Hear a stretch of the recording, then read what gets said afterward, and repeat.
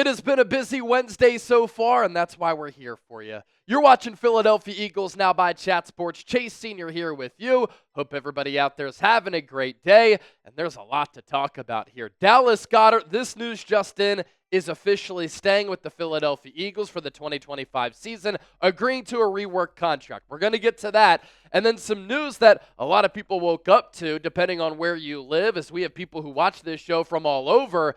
The Dallas Cowboys and the Pittsburgh Steelers make a blockbuster trade as the Cowboys get wide receiver George Pickens. A quick reminder before we dive in, subscribe to the channel, because when breaking news happens, I always talk about it and dissect it right here on the program. As you can see, we're closing in on 120,000 subscribers. We're only 59 people away, so hit that sub button right now. And we had a feeling that things were moving in this direction.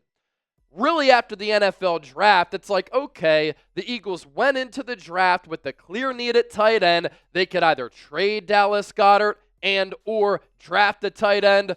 Well, the draft came and went, and the Eagles didn't do either of those things. And so Howie Roseman was asked about Goedert's status with the team, and he said after the draft was over that Goedert is a part of this football team right now. He kept the door ajar for Goedert to return. And I've maintained this throughout the last few months that there is a possibility in which Goedert can stay with the Eagles in 2025. And so a little while ago on this Wednesday morning, Jeff McClain, Philadelphia Inquirer, had tweeted this out with the story saying sources, Dallas Goedert expected to stay in Philly. The Eagles and the tight end are close to agreeing on a reworked deal. More on that in a moment because I'm looking at my X page right now on Twitter. The official details just coming in.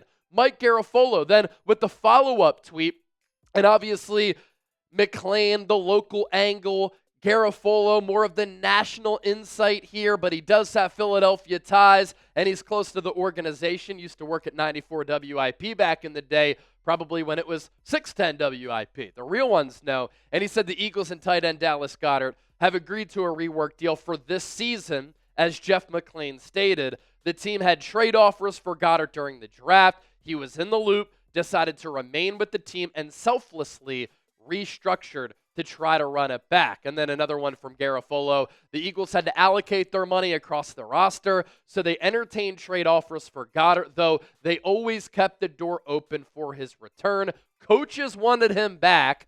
Goedert preferred to stay in Philly over other possible destinations that were presented.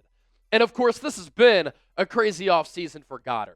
He was tremendous in that Super Bowl run, leading the Eagles in receiving yards. He's been one of the top tight ends in football ever since he was drafted to replace Zach Ertz in the 2018 draft out of South Dakota State. Yes, he's been injured a lot, but he's been highly productive. And with the current construction of this roster, the Eagles are better with Goedert on the team.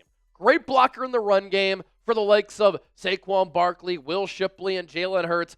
Great in the pass game, and just an overall dynamic weapon. But at 30 years old, he was going into the final year of his deal. He had an $11.8 million cap hit. He was due $14 million in cash prior to this rework deal. But what was interesting is that Jeffrey Lurie, Howie Roseman, and Nick Sirianni at the NFL owners' meetings were pretty much talking about Goedert as if he was a goner, as if he was good as gone. They were talking about him in past tense. They were including him in a sentence with C.J. Gardner-Johnson, who the Eagles had already traded. Nick Sirianni was talking about Goedert, saying, this is the reality of how business goes in the NFL. But then, of course, the coach speak, the general manager speak, the owner speak. We love Goedert as a person. He's been a tremendous player for our organization. But throughout all of that, I had said multiple times here on the show that we always talked about the possibility of Goedert returning. It made sense for him. It made sense for Philadelphia. But they had to configure that contract where it made sense for the Eagles' cash flow and their salary cap. And so Goedert coming back, I think, is a huge move for Philadelphia and their offense for 2025, considering the important role that he plays in a couple of different areas that I just mentioned here. And Goedert He's one of the top all-around tight ends in football. You're just a better football unit when you have a dynamic player along the likes of Goedert's skill set. And ever since he came into the league, he has really been critical to what they do offensively. Have the Eagles been able to keep their heads above water and survive when he's been hurt? For sure. But when he's involved in the offense, he's a safety blanket for Jalen Hurts. He helps your pass and run game. He's pretty much the third option behind A.J. Brown and Devontae Smith as the de facto wide receiver 3. And organizationally, the Eagles love him inside the building. I've seen this when I've been close to the team, especially being around the Eagles at the last couple of Super Bowls. And once the Eagles did not draft a tight end, why move off of him if he can agree to a lower salary for this year?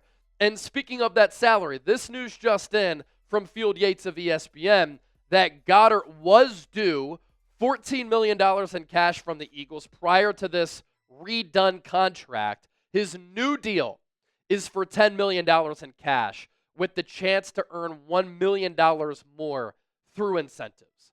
And so he takes a little bit of a pay cut, but he's still highly compensated at that tight end position. I also think this is pretty notable, right? For Goedert, even if he wanted to depart the Philadelphia Eagles, isn't it pretty telling that no teams were that interested in a trade? So run it back with the Eagles, continue to be a focal point, and it looks as though right now it is just a rework deal for just the 2025 season. And Goedert is going to go about this upcoming season kind of like Josh Sweat, right? The Eagles reworked that Sweat contract. They lowered that number, made sense for Sweat, made sense for the team. Sweat then played awesome. And what did he do? Cashed in with the Arizona Cardinals, making $19 million per year to reunite with Jonathan Gannon. If Goedert plays really well, this is a tight end market that is vast. It's exploding. The salary cap numbers and the contracts are going up. And he has an opportunity after this year to perhaps earn a long-term contract extension and still get a bag. Here's this from Jeff McClain inside that Philadelphia Inquirer story that Goedert had been on the trade market, as we've discussed here on the show, but the Eagles did not move the 30-year-old during the NFL draft last month or select a tight end prospect. Soon after, both parties accelerated talks toward a deal that would get him to stay. While not finalized, all signs point to a resolution with Goedert remaining in Midnight Green. He has been at the NovaCare complex working out and participating in spring workout, sources said. Goedert had opportunities to leave, but the tight end and the Eagles ultimately decided the best course of action was to work on a new deal that keeps him in Philly for the foreseeable future. That last line there and those last couple of words, pretty notable because McClain's saying keeping him in Philly for the foreseeable future. Does the foreseeable future mean beyond 2025? Because right now it looks as though, as we're reacting to this in real time, right after the news broke, that is just for 2025. I guess you can twist the definition and the meaning of foreseeable. As for what this means, too, in this Eagles tight end room, Eagles are loaded at this position. Also, remember what owner Jeffrey Lurie said, right? We want to resurrect the fullback position. We believe that there is a place for a fullback in today's game. And so the Eagles probably going to end up either cutting or trading a high-level tight end. They signed Harrison Bryant in free agency. They signed Kylen Granson. Kylen Granson, the Eagles have compared him to Trey Burton, who, while with Philly, he used his athletic skill set to his advantage. He played quarterback at Florida, made the switch to tight end, but he played a little H-back, and the Eagles used him in kind of a hybrid fullback role. So could they do that with Granson? Harrison Bryant, he's probably too tall to be used in that role, but Grant Calcaterra has also been a pretty solid player for the Eagles. So they're deep at that tight end spot. You have Goedert, Calcaterra, Harrison Bryant, Kylen Granson, and then E.J. Jenkins, Cam Latu, the notable players after that. And speaking of Goedert this year, right? How clutch was he in the NFL playoffs? Led the team in receiving yards. This angry run against the Green Bay Packers finally got that offense going, finally got the offense clicking. It got the fans juiced up and on their feet, because up to that point, that Eagles offense had been a little bit clunky. And throughout the entire playoffs, Goedert was great. Led the team in receiving yards with 17 grabs for 215 yards. And this touchdown right here, he's also number 2 in franchise history, right behind Devontae Smith in playoff receiving yards. Smitty only surpassed him because of that big Super Bowl performance, including the dagger. And think, too, back to what Goedert did against the New Orleans Saints. If the Eagles would have lost that game, could the season have gone off the rails? He was tremendous in that game. He had, I think, about 160 receiving yards, including that shallow crosser on a critical down late, in which he picked up a bunch of yards after the catch. And so Goedert here, one of the top tight ends in football, really gifted as a pass catcher, good hands, great catch radius. He can go up and get it. He can run the seam, run into the flat, run crossers. You can use him in a couple of different ways. He's so good at picking up yards after the catch. The Eagles use him as a blocker because he's valuable and talented there. None of the other tight ends on the roster are as good of blockers as Goedert. Kylan Granson's really good at blocking, but he's not to the level of Goedert, who has tremendous size. He's also been a great playoff performer. Of course, there are some concerns with bringing Goedert back, but again, it looks as though it's just a rework deal for 2025. Misses a lot of time.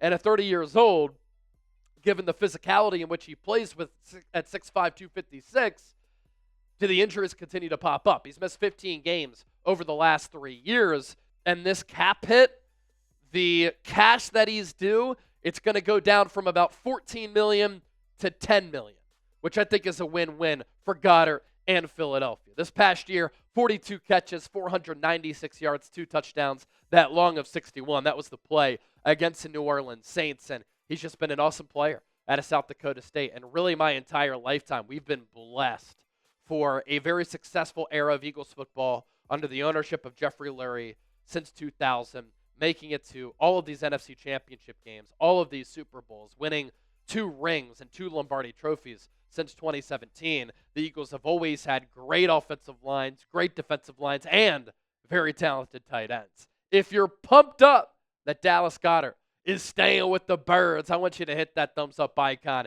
and like the video right now. Judging by what people have said in the comment section, he's been a fan favorite for a very long time. We'll talk George Pickens to the Dallas Cowboys coming up next. You don't want to miss my thoughts on that, but if you want an Eagles jersey, if you like Dallas Goedert, you want a Goedert jersey, plenty of jerseys available at chatsports.com/Eagles jersey. There are all types of threads available: midnight green, road whites, black jerseys, Kelly green jerseys, men's, women's, kids. You can get some current players. You can get some former players. It's all thanks to our friends at Fanatics. So you use that link down below, chatsports.com/Eagles jersey. It'll take you to Fanatics. Fanatics will know that Chat Sports, Chase Sr. and Eagles now sent you. Get geared up for the 2025 season. You don't want to be late, but you can always be early. So I reacted to this earlier when I got out of the gym.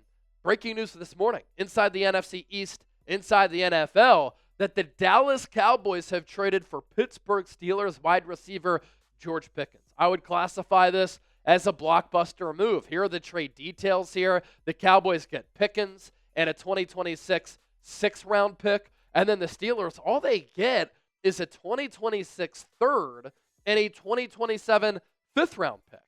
And over time, the Cowboys have become a little bit too Dak reliant. They've paid him all this money, and it's watered down the rest of the roster. They paid CeeDee Lamb last year, gave him a massive contract extension, but wide receiver 2 has been an issue throughout CeeDee's entire Cowboys career. And so now the Cowboys have a very intriguing, dangerous, and promising 1-2 punch at that wide receiver position with CeeDee Lamb and George Pickens. They also have Jalen Tolbert, Kavontae Turpin. They traded for Jonathan Mingo.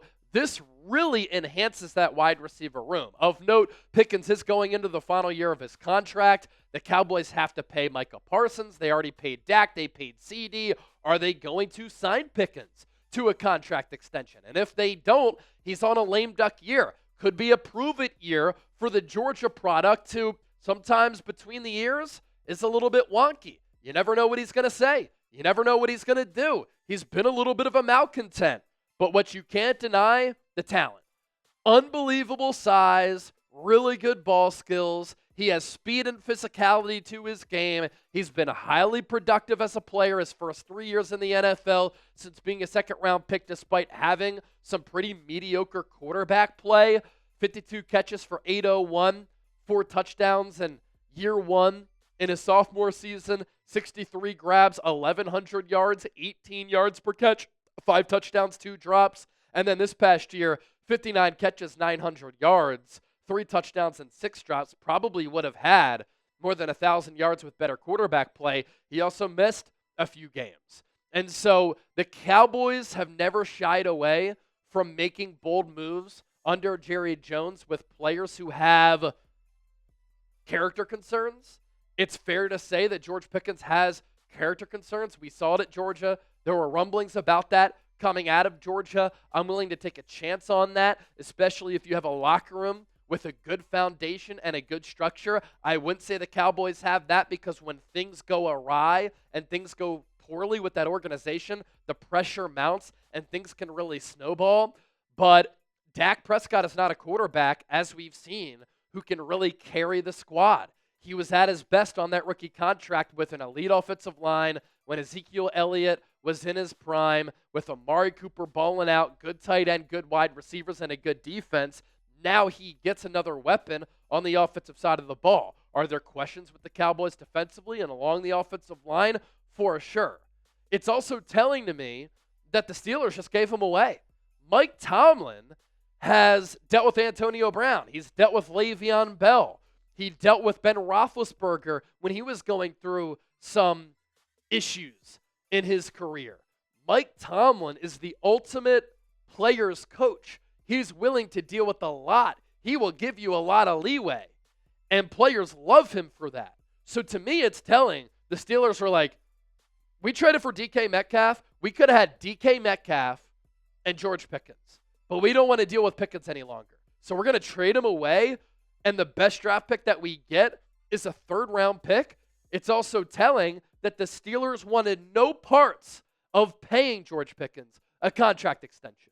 My immediate takeaway, and this is the biggest one here, when I woke up and I saw this news, NFC East teams are hunting the Eagles. The Eagles are the class of the NFL. They just throttled the Kansas City Chiefs in the Super Bowl. They have 2 Lombardi trophies to their name since 2017, and the way that they built their team, they're going to be excellent for the foreseeable future if health can stay on their side. That said, I really like what their NFC East rivals have done this offseason. The Commanders are going all in.